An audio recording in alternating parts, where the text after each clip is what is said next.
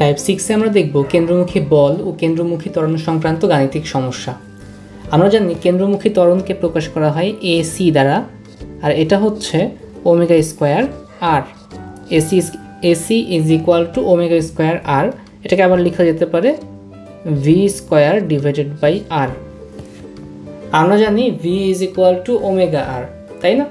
আচ্ছা দেখো, কেন্দ্রমুখী বল তাহলে কি হবে? আমরা জানি যে নিউটনের সূত্র থেকে আমরা জানতে পারি যে বল হচ্ছে ভর এবং ত্বরণের গুণফলের সমান। তাহলে FC is equal to M A হওয়ার কথা। তাহলে এখানে এম ঠিক আছে, এম লিখলাম, কিন্তু এটা হচ্ছে যেহেতু কেন্দ্রমুখী বল তাহলে ত্বরণটা হবে কি কেন্দ্রমুখী ত্বরণ। তাহলে আমরা জাস্ট এর জায়গায় লিখব ওমেগা স্কোয়ার আর, অথবা এটাকে আমরা এভাবে লিখতে পারি যে M V square divided by R, আমাদের যেটা যখন দরকার হয়। আচ্ছা তাহলে আমরা এখন একটা তোমাদের মনে একটা কনফিউশন আসতে পারে যে এখানে তো কেন্দ্রমুখী ত্বরণ AC is equal to omega square R, আবার V square divided by R. এখন প্রশ্নে যদি আসে যে এই ব্যাসার্ধটা ত্বরণের সমানুপাতিক নাকি ত্বরণের ব্যস্তানুপাতিক, তাহলে কোনটা হবে? মনে রাখবে যে এখানে যে এই কেন্দ্রমুখী ত্বরণটা সমানুপাতিক হবে, এটা ব্যস্তানুপাতিক হবে না। এই হচ্ছে, তাহলে এটা হচ্ছে সঠিক আর এটা কি? এটা হচ্ছে ভুল। এটা কিন্তু অবশ্যই মনে রাখবে, ঠিক আছে? কেন্দ্রমুখী ত্বরণ কার সমানুপাতিক? ব্যাসার্ধের সমানুপাতিক। আচ্ছা আমরা তাহলে এবার একটা ম্যাথমেটিক্যাল প্রবলেম সলভ করি, চলো।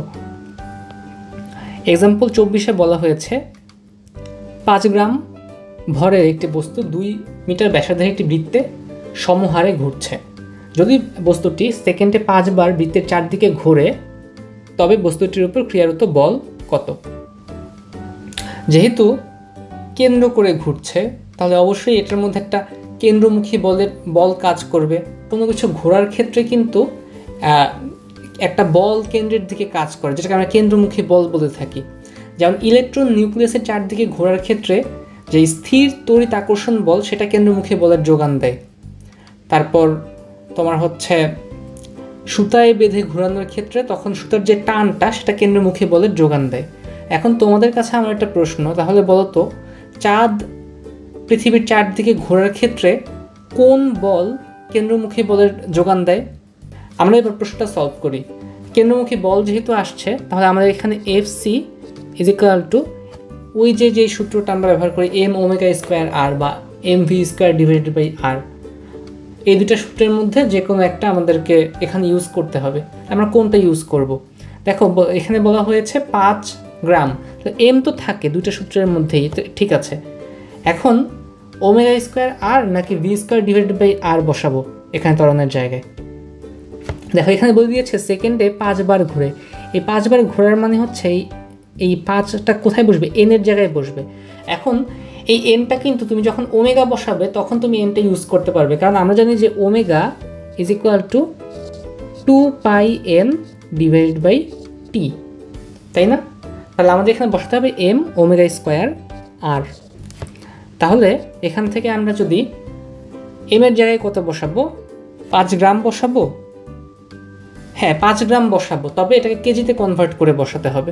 তাহলে গ্রামটাকে কনভার্ট করলে কি হয়ে যাবে? 0.005 কেজি হয়ে যাবে না?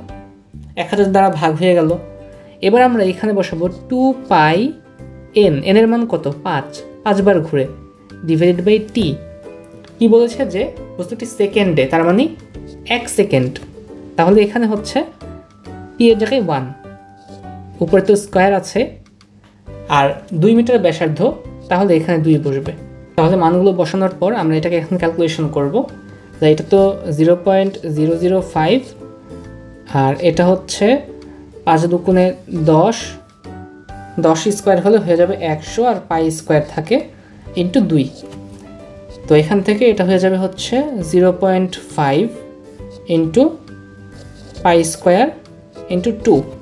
তো এটা হাফ আর এটা 2, তাহলে কাটাকাটি হয়ে যাবে, তাই না? এটাকে এটা মানে কি? এটা মানে হচ্ছে 1/2, তাই না? তা কাটাকাটি হয়ে গেলে আমাদের থাকবে হচ্ছে পাই স্কোয়ার। পাই স্কোয়ার কি? নিউটন। এটাই হচ্ছে আমাদের অ্যান্সার। এই ধরনের অঙ্কগুলো এই সূত্রটা দিয়ে আসবে। তোমাকে কখনো হয়তো বা রেডিয়াস বের করতে বলবে, কখনো ভর বের করতে বলবে, কখনো তোমাকে কেন্দ্রমুখী বল দেওয়া আছে, তোমাকে এই ঘূর্ণন সংখ্যা কতবার ঘুরে এটাও বের করতে হতে পারে।